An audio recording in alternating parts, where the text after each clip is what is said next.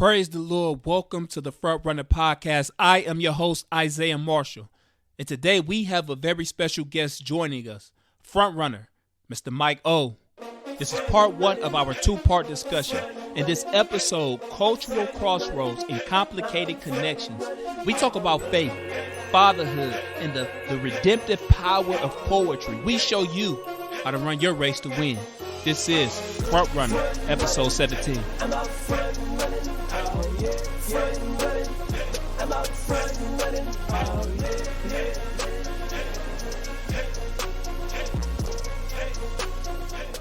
Praise the Lord. Welcome to the Front Runner Podcast. I am your host, Isaiah Marshall, and today we have a very special guest with us. We have a front runner. He's a spoken word artist, a creative storyteller, and just an overall dope creative and artist. We have Mike O with us today. How you doing? I'm doing well. Thank you so much just for having me up here. I really appreciate the fact that you want to learn more about my story and to share hopefully some very, very inspiring messages with the people so they can just connect with somebody else who is pretty much like them. Just want to do something better with your life and having to face obstacles and working through that. Yes, sir. Yes, sir. I appreciate that. Well, I know they're going to be blessed. The listeners are going to be blessed for sure. So I'm originally from Detroit, Michigan. And, one of the things that kind of helped shape, who I am in a way is, I was a track and field athlete. So I probably ran track for about 15 years of my life. Oh, wow. Okay. Yeah. I ran track in high school. I actually ran track in high school. I was more the long distance person. Gotcha. But I did like the 400, the 800, and the mile. And I did 4 years of cross country. Yeah. Well, I couldn't stand cross country, but I hated it. I was an 800, 400 runner myself. Nice. Yeah. That's good. But in track and field, there's this concept of front running, and track and field has taught me a lot about life. It helped me, kind of help shape the way I see things in a lot of ways. And so this concept of front runner. So if someone is a front runner in track and field, they're not really expected to win. The odds are against them. And so a lot of ways they take risk, they bet on themselves, they run their race and they run to win. And I think we can kind of apply this to life as well in the way we live our lives, because we have to take risks sometimes. We have to bet on ourselves. We have to learn how to run our race and run to win. And so thinking about this concept of front runner, I just wanted to, start off by just telling us a little bit about who Mike O is. What was your upbringing like? What's your story? Okay.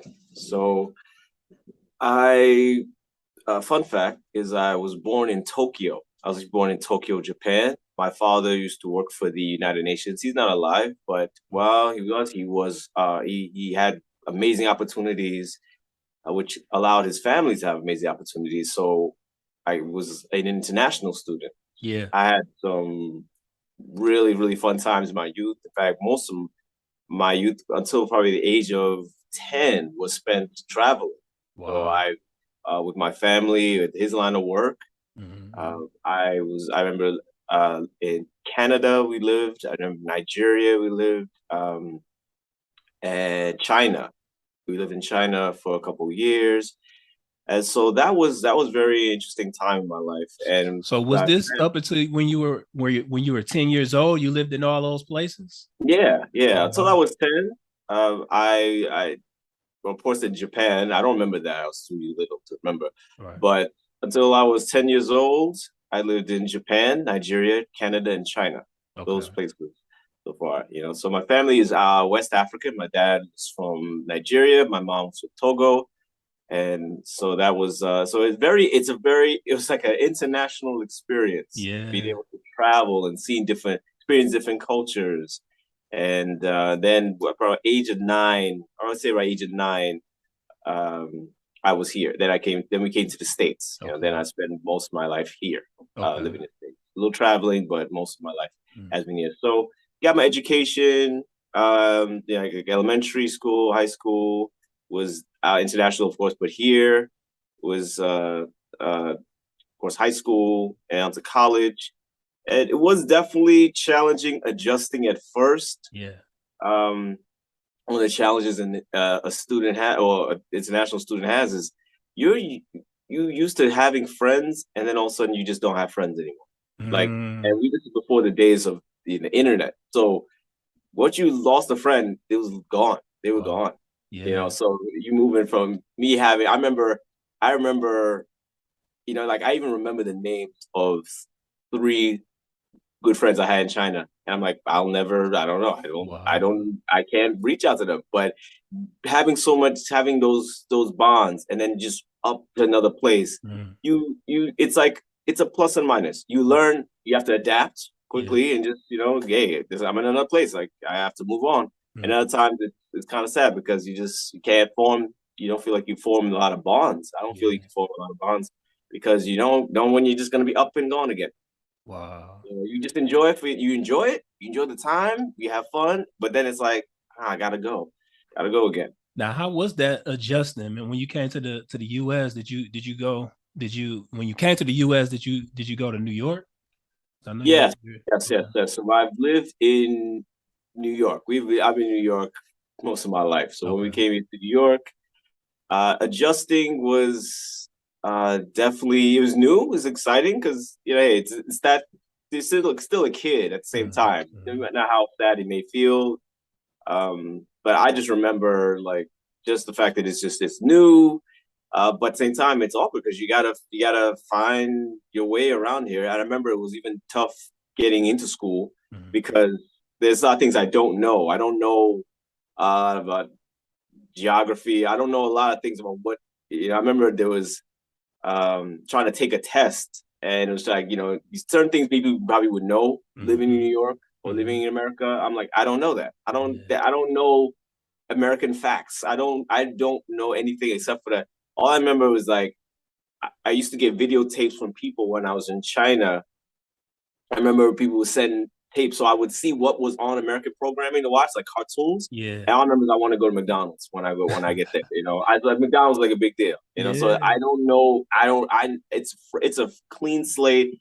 All I know is from what I've seen, um, like on TV, and then you Yeah. have to adjust with meeting new people, meeting new friends, try to make friends, and just going through that whole experience. Was it tough for you? I know, being transient a lot and then ended up in New York. Was it kind of tough to establish those friendships? Did you have some kind of walls up because you didn't know if you was gonna be moving again? Like, how was that dynamic?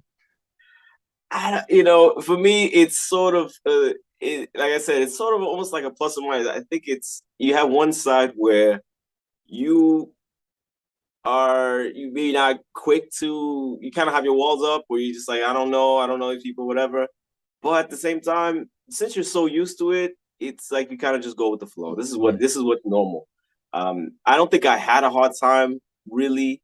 I thought I was more of an introverted kind. I do believe I'm a more introverted kind of person.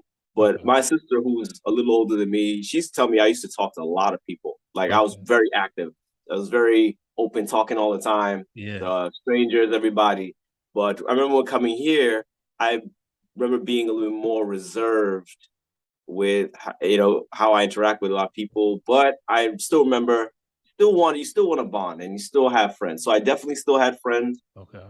uh, coming here. It had its challenges, but I was still like more of like I'm a reserved person at first because I don't know. I remember like just talking about it. I remember oh man, that just brought up a memory. I remember when I came here in elementary school, and Mhm. I remember I was sitting at lunchtime by myself Yeah.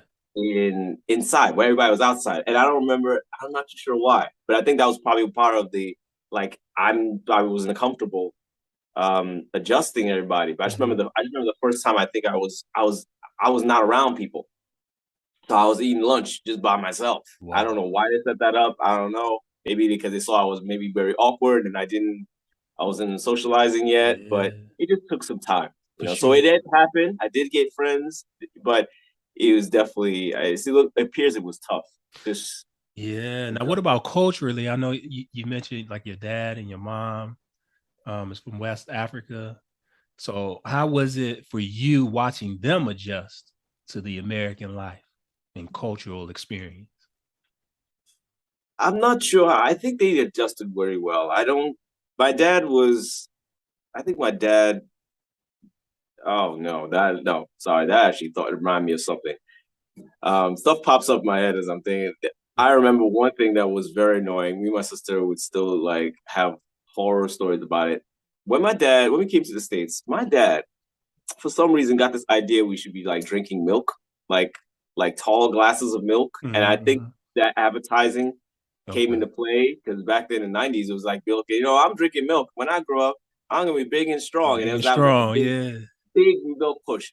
And I don't remember my dad doing this when we were in other countries. All of a sudden, my dad is like making me and my sister drink like tall glass of milk, and it was even if it was bad milk, we was Mm, drinking it. So it really? was I don't know why that fascination was with there. I just remember that I got sick.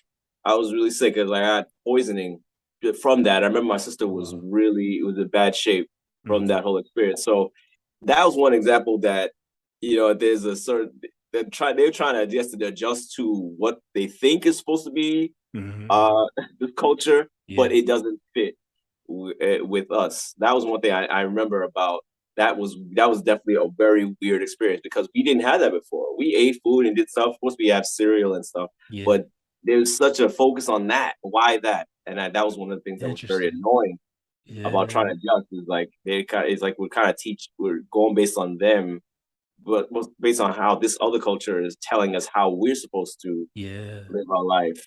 And I remember one of the other things that was it was challenging, but that was a little bit more when I grew up still. Mhm. In my culture, we address people who are close to our parents or people who are considerably older than us as uncle and auntie. Different Okay. cultures do that kind of thing. Mm-hmm. So even like growing up, it still was difficult to then when I have a job to like call somebody by their first name. That was a very weird thing. Like I Okay. don't like I if I'm working somebody named John, it was hard even trying to adjust to uh to those kind of things. Yeah. You know? Other than that, I was still, because of my international student background, I'm used to being around other people from different cultures. So I don't feel it was too hard to adjust. Like I was just too deep into my Nigerian culture that I couldn't adjust because I'm used. I think it was just I had a different kind of experience Got you. where I was like not just stuck in one place. I could experience other kids who we all spoke English. We kind of just be able to adapt. That's awesome, man. And having that experience as a young person in experiencing different cultures and being able to travel, I'm pretty sure it had a huge impact on your life.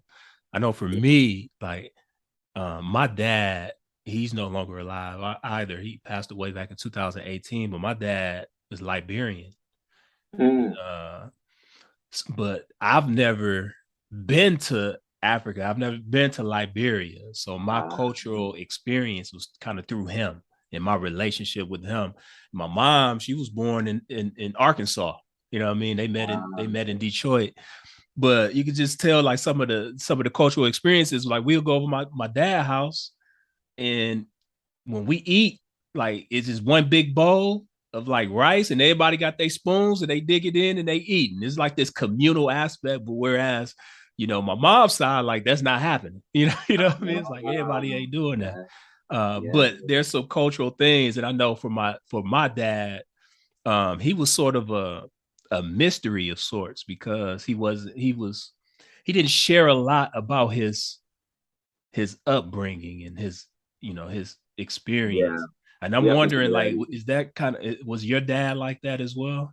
very mysterious kind of person. I guess my cool, collected kind of attitude. I definitely know I got that from him because he was a very cool guy. Like he wasn't. I really think I don't remember.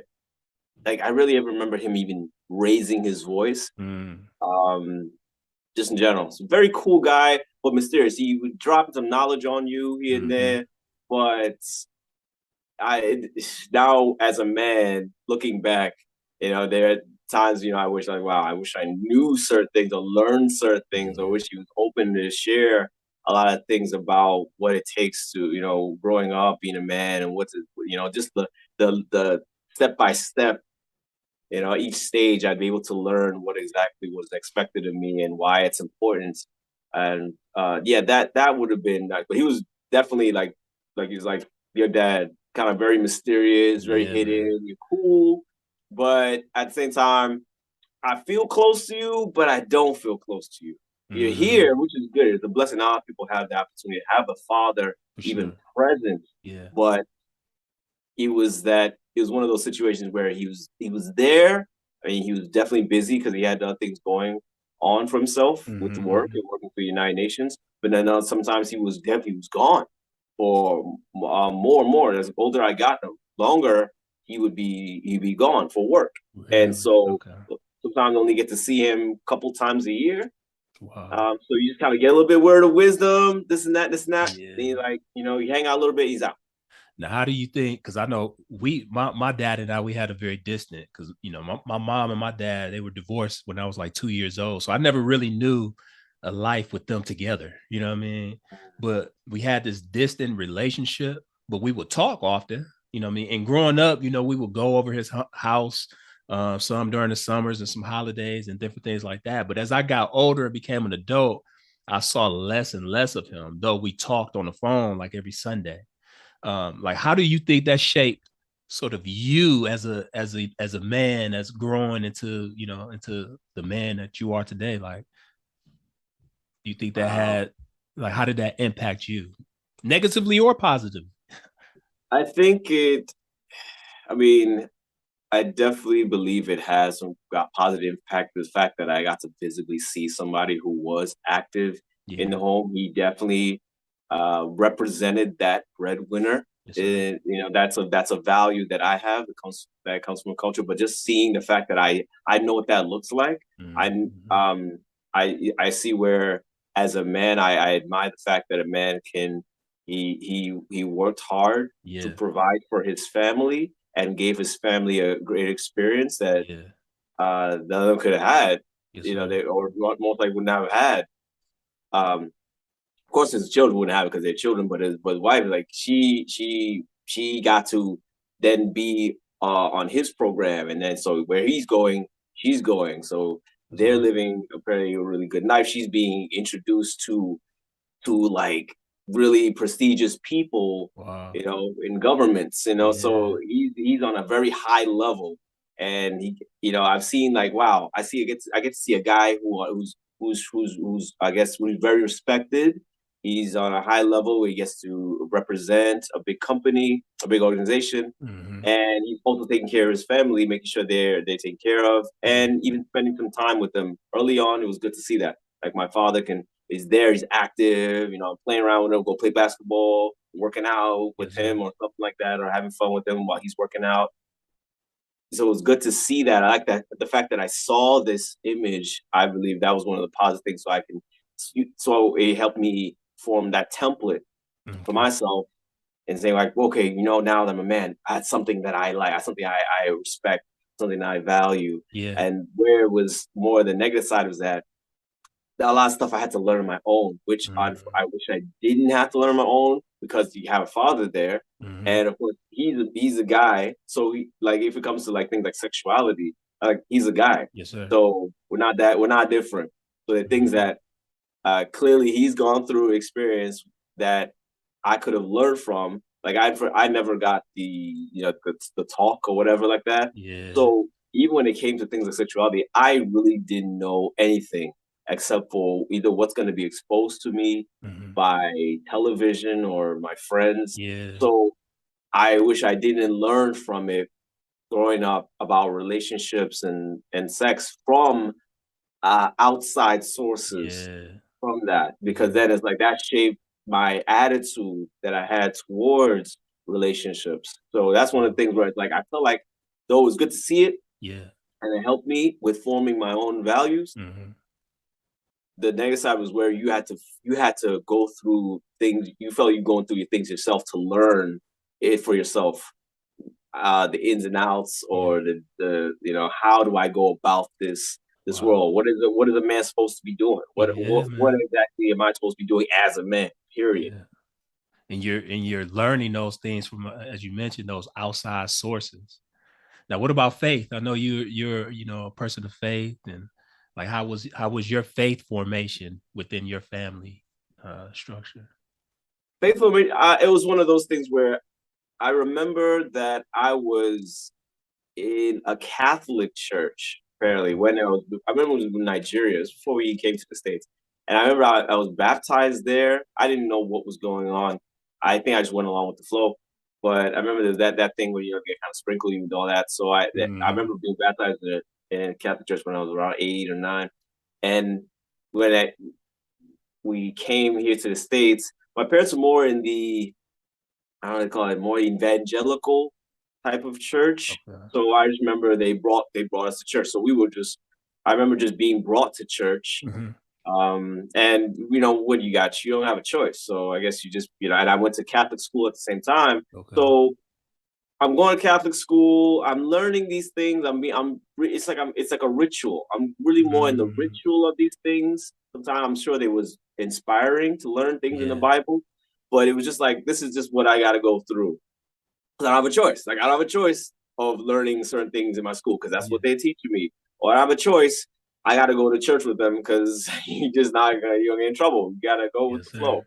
So it wasn't till uh, probably around the age of 19, 20, around there. That's when it became more of a personal search for myself because, of course, when you get older and you don't have to.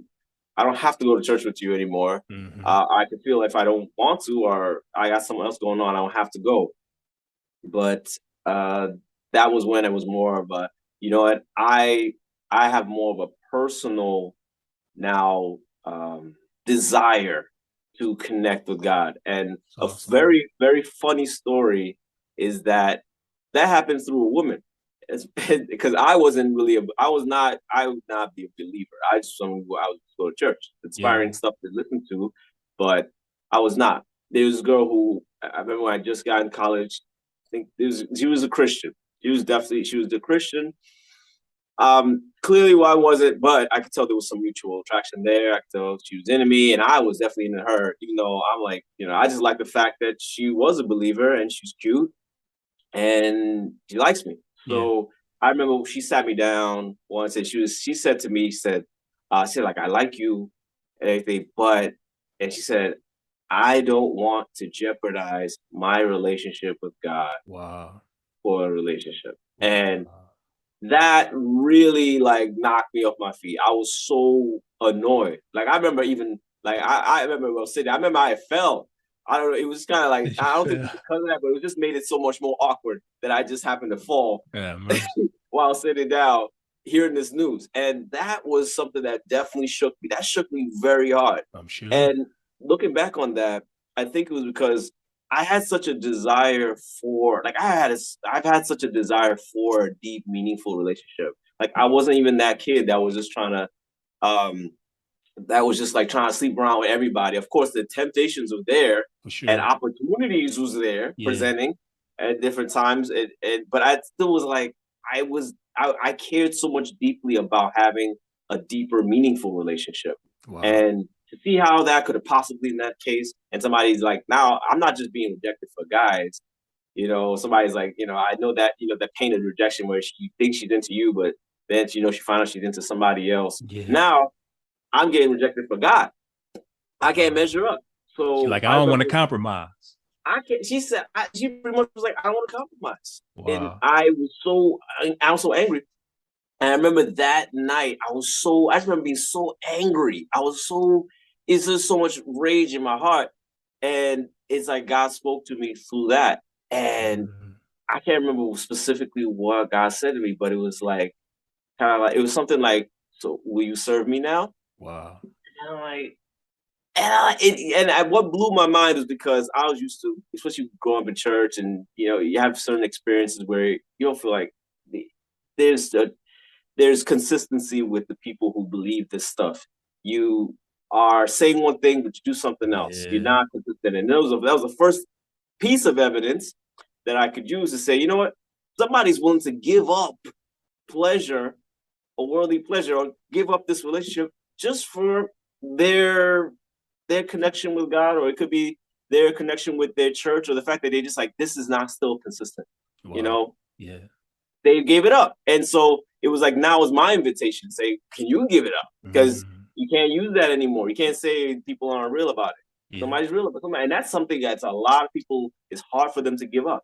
To give up Wow. a relationship with somebody that they like Yeah. for something else, for whatever reason, you know. But I found out. I mean, I found out some more information from one of her friends. Like it was like it had to be more with their denomination because she was also apostolic and they have Oh, specific gotcha. beliefs and stuff like Yeah. that. So it just even if there was more things required, they still didn't compromise. Yeah. They didn't compromise for so they just.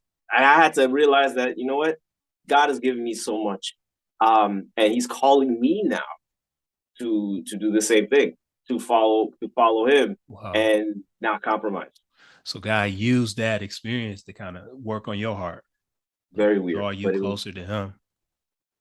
that's one of the beautiful that's one of the very beautiful things about how God works.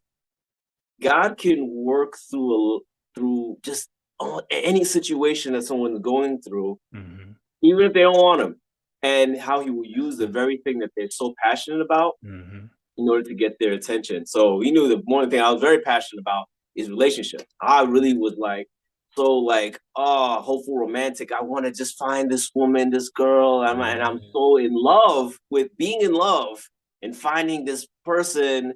And it uses such a huge heartbreak to be like, hey, good. I'm glad I got your attention. I want Wow. to talk about something. Because you was feeling her, you feeling this young lady, and I then was this feeling. rejection is like, man, but he used it to draw you closer to him, to draw your heart to him. Man. Now, did Yeah. you ever get the girl? I trust it because it seemed like a bonus because it's like wait. Now that I'm in now seeking God, this looks like it can make sense. It Yeah. seems perfect, Yeah. bro. That was heartbreak number two because even though my life had changed, Mm-hmm. it appears she's just not into me. She's not into Mm, me, and I remember that feeling of trying to you know when you're trying to reach out to to a girl and you just feeling that and you could tell from her she's really not feeling you. She's not mm, feeling you. Like it's now sounding like I'm a nuisance to wow. try to get attention. And that was another heartbreak experience because then God got me attention again. Wow. God got me attention, and it's like I had to learn the pain of saying, you know what, I have to. I need. I need you to fill this space because this is what I want, and I can't have it, and I have to let go of it. And that's another thing too. And I was like, it's almost like I'm doing something, which is like what I thought she was doing, but Mm-hmm. now I gotta be the one participating now because Wow. now I am giving up on this person who doesn't want me Yeah. and and I knew I had to let go. That was the part. It was not even the fact that I had to, just accept someone, but it's like I had to let go and then just stop trying to reach out to her. Just Wow. let her go. She does Yeah. not want you. She's not into you. And now, and to let God to ask God to help me with this thing. So that broken heart led you to God, and God, he knows how to mend broken hearts, don't Wild. It is he? wild. Yeah, That is a big deal. That's a big deal. Everybody has their thing, but for for me, sure. that was a big thing. That's always been a big thing. Even though I'm single now, that's something I do deeply cherish. And God has used that in many ways to get my attention and say, you know what, you're too much in love Yeah. with this idea, and I need to be the one because because clearly I'll make her an idol. I'll make whatever Mm, women I'm so passionate about yeah. they will be my God, Wow. because I'll be so in love with just trying to make sure I can have them, please them, even if, and especially if they necessarily are not so into me. It makes me Yeah. want them even more. Now Yeah. I gotta try to win. And God's like, absolutely not. That's only leads to hurt, Wow. more heartbreak. And it's like I'm trying to make them my gods. And God is like, I'm gonna be your God and I'm gonna satisfy your need Yeah. so that I'm so now the boldness and the confidence you don't put another person above him. Above him, that's right. And I know, some of that far too well, because I think even with the sport of track and field, that sort of became this thing that I wrapped my identity in. And it became sort of a idol in my life. Not sort of, but it did become an idol in my life. But this idol did draw me closer to him because, growing up, I went to church and different things, but I wasn't, a believer. That didn't happen until I was a student athlete over at Mississippi State, and got invited by a young lady to a campus ministry called the Fellowship of Christian Athletes.